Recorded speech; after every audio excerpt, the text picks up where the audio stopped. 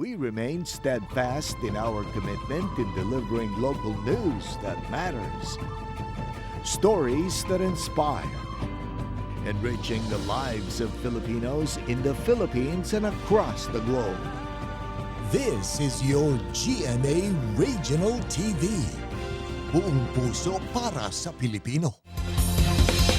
Kini ang At Home with GMA Regional TV.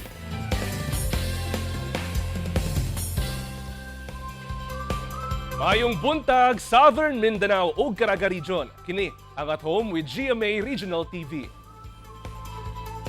Hatod namo ang mga importanteng balita lokal sa Northern ug Western Mindanao. Kini ang pinakahalapad nga pagbalita gikan sa South Central Mindanao. Aniya na ang mga unang balita.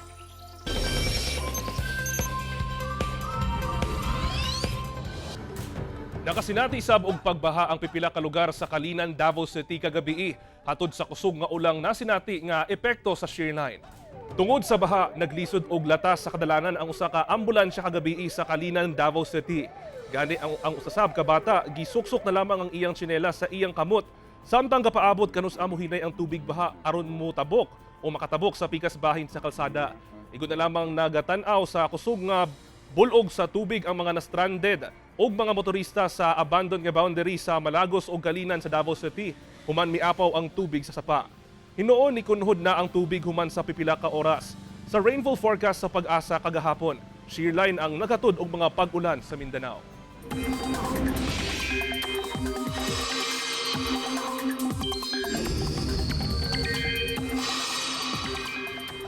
Gipaalerto gihapon sa Pag-asa ang atong mga kapuso sa maulan nga panahon karong adlaw nga epekto sa shear line.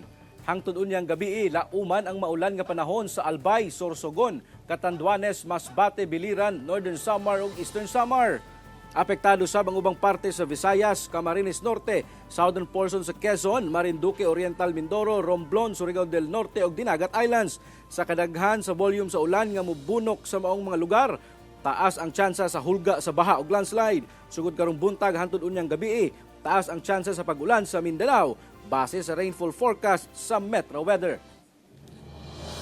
Presyo sa mga nagunang palaliton sama sa karning baboy ug isda, lakip mga lamas ug gulay sa Davao City, misaka ug anaa sa kapin kun kulang 20 pesos ang kilo. Samtang presyo sa asukal miubos. Ani ang report ni John D. Esteban. Ay ma'am, matambaka ma'am, lapas kay masabaw jud. Dinhi sa Bangkerohan Public Market sa Davao City, misaka ang presyo sa pipila ka baligyang isda. Sama na lamang sa bangus nga gikan sa tag 160 pesos ang kilo sa nakalabing semana, 180 pesos per kilo na karon. Ang tilapia, tag 220 pesos per kilo na karon, gikan sa 190 pesos ang kilo. Ang muro-muro nagmahal sabog 20 pesos per kilo, nga ana-ana sa tag 160 pesos kada kilo. Sumala sa mga tindera dinhi sa Bangkerohan Public Market nga misaka ang pipila sa mga baligyang isda, bumika nagmahal pod ang ilahang kumprada. Nandiyo pagsaka, sukat atong naglinom. Isaka jud ang mga isda tanan. Ano daw mo? Kay tungod ng hangin kaayo, bagyo, ana. Mahal inyong kumprada. Mahal po naman kumprada. Ang karne sa baboy misaka sabog 20 ngadto sa 40 pesos per kilo depende sa klase ug gikumprahan. Ang belly ana sa 350 ngadto sa 360 pesos kada kilo. Ang kasim tag 300 ngadto sa 310 pesos ang kilo. Pork chop 300 ngadto sa 310 pesos matag kilo. Ang loin 300 ngadto sa 320 pesos kada kilo. Ang pierna tag 300 ngadto sa 310 pesos per kilo. Ang pata 260 ngadto sa 280 pesos per kilo. Samtang ang ribs nga special cut tag 340 ngadto sa 360 pesos per kilo. Ang karne sa baka dunay ubang parte nga misaka ang presyo og 10 pesos per kilo. Same pa rin sa karon pero dili pa na to may bawaan kung magtaas ta o dili. Oo, kasi nagnihit na po daw ang palitan namo sa buhi. Dili mo malugi ana?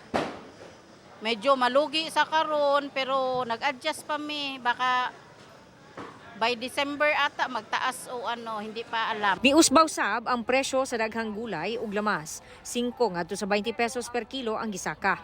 Ang ampalaya ug batong tag 80 pesos ang kilo. Ang talong 70 pesos per kilo. Ang kalabasa tag 40 pesos ang kada kilo. Ang kamatis tag 80 pesos na ang per kilo. Ang sibuyas Bombay tag 250 pesos ang kilo samtang ang ahos tag 140 pesos per kilo.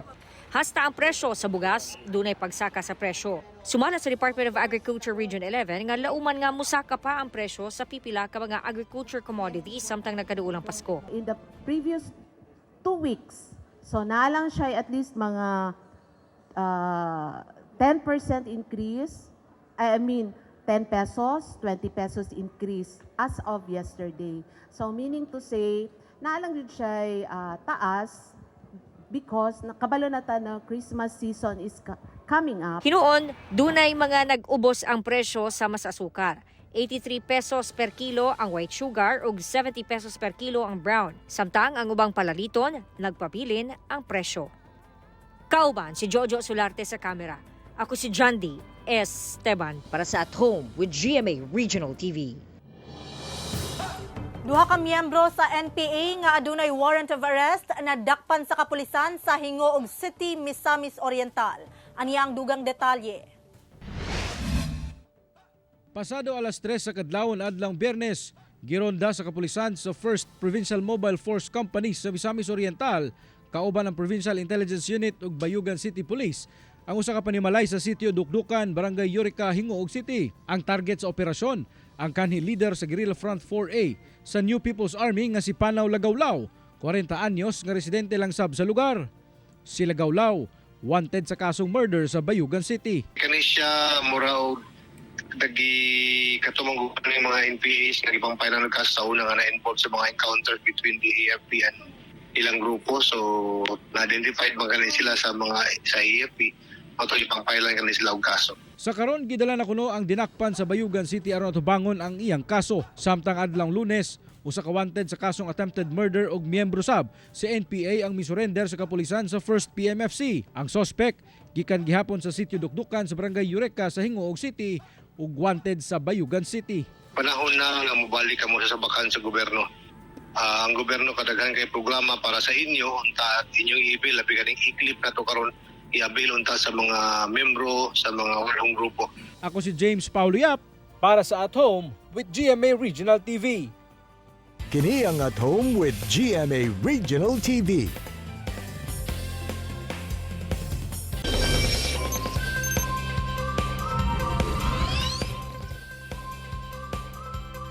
Mga kapuso, nakatry na ba mo og ketchup nga kalabasa? Pinasahi, di ba? Usa kini ka produkto nga gama sa usa ka 22 anyos nga young farmer. Kinsa nahimong provincial and regional awardee sa Young Farmers Challenge ug National Qualifier sab.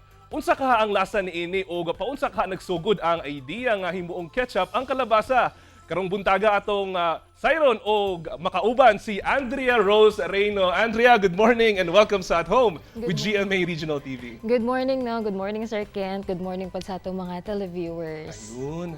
Andrea, please tell us, paunsa ba nagsugod og nganong ketchup man or kalabasa ang imuhang napili bitaw nga buhaton og ketchup? Actually, nagsugod gyud ang idea nga nung kalabasa kay just this year in the middle of katong na problem sa price sa kalabasa nga ning naog sila to 5 to 10 pesos or 2 to 5 pesos per kilo. And usually manggod ang nahitabo is ipanglabay na lang nila. And murag masayang manggod siya. So, ito naisipan na ako na if ang saging pwede buhaton ketchup, what if ang kalabasa pod buhaton na to nga ketchup? Ayun. Unsa pa ka nga month karong tuigan nagsugod ani Andrea kaning ato ang kalabasa nga ketchup? Actually, nag-start lang siya recently around October this year, September, October this year. And ang iyahan pong dawat sa local, no, kay hopefully na kay ma-enjoy man pod nila ang lasa. And pero diligid mo walang excitement or like na-shock sila nga pwede di ay ang kalabasa buhaton na ketchup. Ug syempre no, kay kaning ketchup bitaw kumbaga sa mga Pinoy murag part na jud sa atong pagkaon like anything na fried, haluan jud nato or dapat na-adjoy ketchup. Tapos paunsa ba ni siya Andrea like lisod ba ang ang pag-formulate bitaw para mahimo siyang kalabasa nga ketchup? At first, gyud lisod siya, no? Kay syempre ang imuhang competition is ang commercialized na ketchup nga nakaroon sa market. ang isa pod nga challenge is ma-remain nimo ang quality niya sa kalabasa kay syempre gusto nato na ma-showcase ang lasa sa kalabasa. But mo to siya nga karon happy pod ko no na standardize na nato siya and hopefully ma-introduce na po siya sa market. Okay. Unsa ba ang kinalahian ning ato ang kalabasa ketchup sa ubang ketchup nga naa sa market?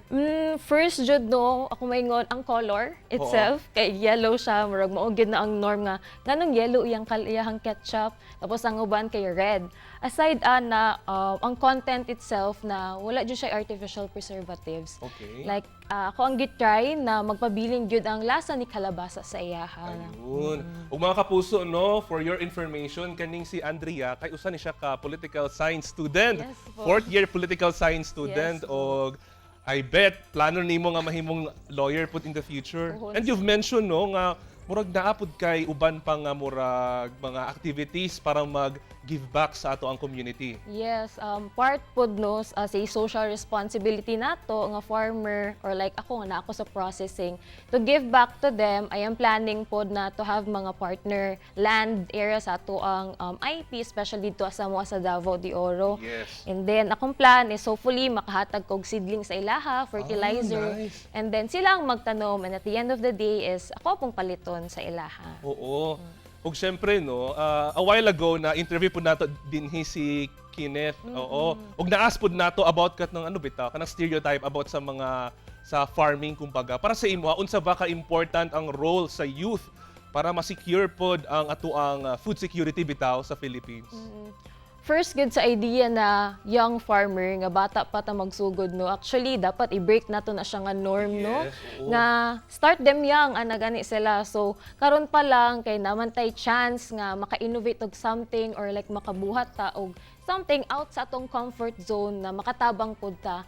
And aside sa food security, isa pod na siya no nga idea nga mahatag nato, for example, na ay mga problem na mahitabo diri at least maka-idea ta nga kini siya nga gulay kay pwede din siya into something na wala ta kabalo. Okay. Para sa atong mga youth, Andrea, nga kanang medyo mahadlok pabitaw nga magsulod sa sa farming industry, unsa ba imuhang tips sa ilaha sa pagsugod?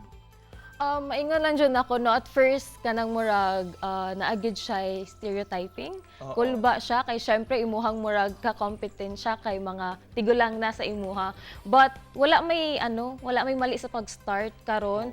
And dyan na, part gina sa life ang trials and error in our life. So, at least karon ako, malipayan ko nga napo ko diya, diba? So, I hope na I would become an example sa ilaha na sa ilahang challenges or sa ilang situation karon is everything would be possible. Okay. Para sa imo po, Andrea, unsa ba ka-important nga mapalambo nato ang agricultural bitaw nga industry sa dili lang sa Davao region kundi sa sa tibuok Pilipinas na pod?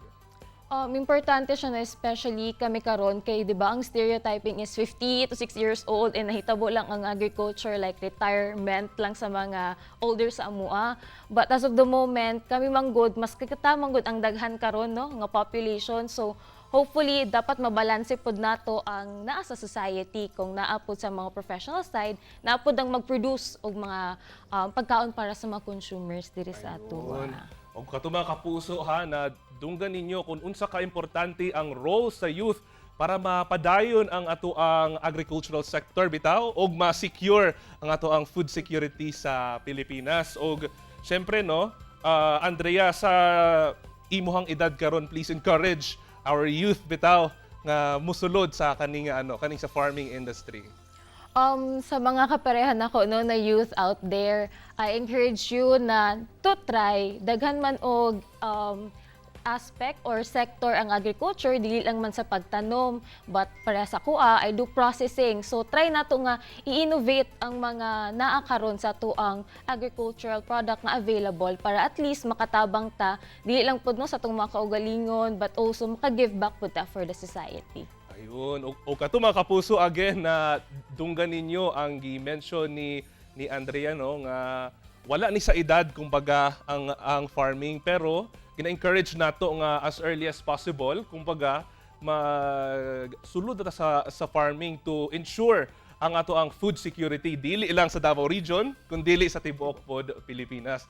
Daghan salamat Andrea nga ato ang young farmer from Davao de Oro ug mga kapuso ha. Tutok lang kay mobalik pa ang At Home with GMA Regional TV. Kini ang At Home with GMA Regional TV. Reappointed nga Regional Director sa NCIP 11 nga si Attorney Heroncio Aguio gireklamo tungod sa irregularities kuno sa iyang reappointment sa pwesto. Ani ang report. Milingkod na isip reinstated director sa National Commission on Indigenous Peoples kun NCIP 11 si Attorney Heroncio Aguio sa usa ka ceremonial turnover nga gipahigayon netong Lunes, November 13. December 17, 2014 dihang una kining milingkod isip acting director sa NCIP 11 nga gi-appoint ni anhing Pangulong Benigno Aquino III. Netong March 8, 2021 gi-reassign kini sa NCIP Central Office sa Socio-Economic Services and Special Concerns si Attorney Aguio. Karon, mibalik na sab kini sa pagkadirektor sa NCIP 11. Apan ang maong reinstatement, gisugat og reklamo sa matud pa irregularity sa iyang appointment pagka-regional director. Kung ma-reinstate man siya, nga doon may kaso siya, nga gipasa na gani dito sa Office of the President sa Malacanang, dito sa Office of the Deputy Executive Secretary for Legal Affairs. So ang pasabot niya na, lalo na siya nga i-dismiss. Niadtong April 15, 2023, nagsumiti og decision and recommendation letter ang NCIP Central Office sa Office of the President. Sulod sa mong letter ang administrative charges bato kang Attorney Aguio tungod sa gross insubordination, grave misconduct, refusal to perform official duty, and gross neglect of duty. Humani ini giabandona ang iyang posisyon sa Office of Socio-Economic Services and Special Concerns. Hanlan, magpatigbabaw ang rule of law para sigurado mahimo ngani ni Attorney R. Aguio sa pag-circumvent sa maong interpretation sa balaod ni how much mo sa iyang pagserbisyo. Apan gibutyag ni Attorney Aguio nga wala kini gisupak nga balaod. Nag-prevail isang rule of law kay very clear man sa provision sa civil service under section 13 no, nga kung ang isa ka empleyado dunay appointment na station specific niya ma-reassign siya, dapat after 1 year mabalik siya sa iyang position automatic. Pinay opinion nga gihatag gani ini pagpaklaro ang civil service. So unfortunately katong ila kong gi-reassign, then nag-invoke ko sa maong provision, then ila kong kawaan og insubordination. Dugang pa niini nga doon na lang katungod nga magdisiplin sa mga presidential appointee kay ang presidente mismo ug ang ombudsman. Kung secretary ka, ang giingon sa DTI, buhat lang kag recommendation ngadto sa Office of the President for action. So wa kay authority nga mo discipline og presidential appointee. Gisulian sa GMA Regional TV nga makahinabi ang kandidirektor sa NCIP 11 nga si Momar Mamukid. Apan nagdumili kini nga mohatag og komento sa pagka-reinstate ni Attorney Aguio. Aduna sa mensahe si Dato Marcelo ngadto kang Attorney Heroncio. Ni Aguio, kung ako sa imuha, hulat talang unta nga kanang imuhang asunto kaso mahuman dito na sa Office of the President kay dito naman ang kaso karon dito ato ba nga unya kung makakuha ka unta dito o kanang order ngadto dito nga ma-reinstate ka dito po ma-reinstate ka di balik ka wala may problema sa amo ana kay ibo may naa sa balaod. Kauban si Mel Colmenares sa kamera. Ako si Kent Abrigana para sa At Home with GMA Regional TV.